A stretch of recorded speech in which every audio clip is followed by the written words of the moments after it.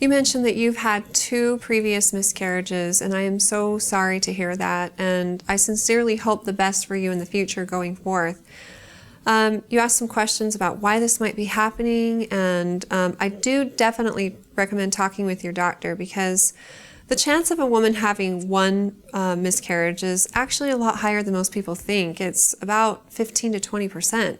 And most of them happen early on before a woman knows she's pregnant, but many are recognized and the woman knows that she had a miscarriage, and it's a really hard, unfortunate thing to go through.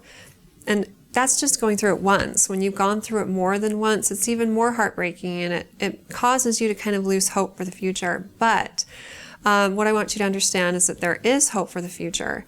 Your chance of having a second miscarriage following a first is still not super high. Your chance of miscarriage on the first is about 15%. A chance of miscarriage on your second pregnancy is still only 15%.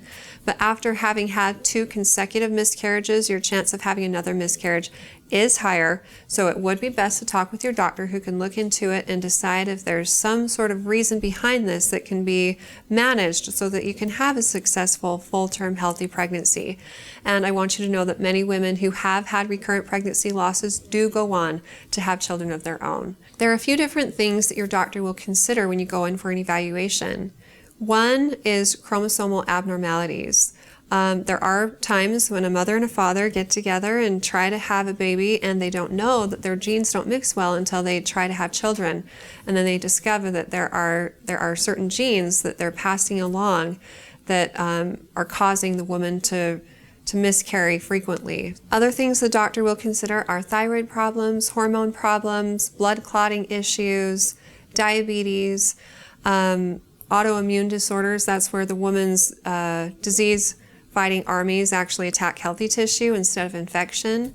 That can cause issues. Uterine abnormalities can also contribute to the issue of recurring pregnancy loss. So after performing an exam, which might include blood work, a pelvic exam, possibly ultrasounds or CT scans, the doctor will combine all of this information together and decide what the best plan of action would be for you going forward.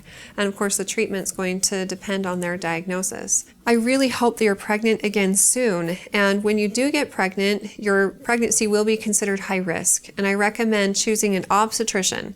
You have a lot of different options for providers when you're pregnant, but an obstetrician is a specialist at pregnancy, and they are capable of handling high-risk situations.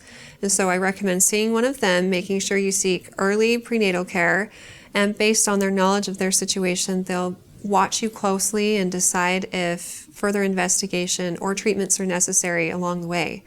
They may also involve a perinatologist, which is a specialist above and beyond obstetricians, and they frequently consult with them when someone is high risk, and they help to monitor the patient more closely. And of course, all of this is in an effort to achieve good outcomes. Now, everything physical aside, I just want to spend a moment talking about how you're feeling emotionally. When you experience pregnancy loss, you need to allow yourself to go through all the stages of grieving.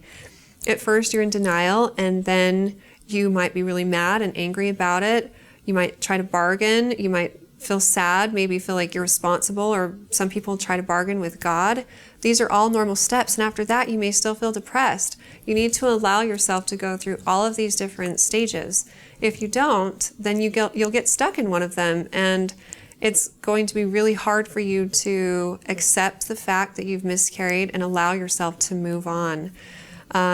It's normal for people to become bitter if they don't allow themselves to grieve. So make sure you allow yourself to go through this process. Turn to family and friends that will be supportive. There are even support groups for women who have had pregnancy loss, and you can ask your doctor about resources that they might know of in your community. If you feel like you're struggling with feelings of sadness that are above and beyond what you would expect to be normal for your situation, or if they're affecting your ability to function each day, be sure to talk with your doctor, and they'll help you sort through your feelings and decide if treatment is necessary. Sometimes professional counseling is warranted, and it does wonders for women who have struggled with pregnancy loss. I sincerely hope the best for you going forward, and if you have more questions for me along the way, please don't hesitate to ask them on our Facebook page at facebook.com/Intermountain Moms.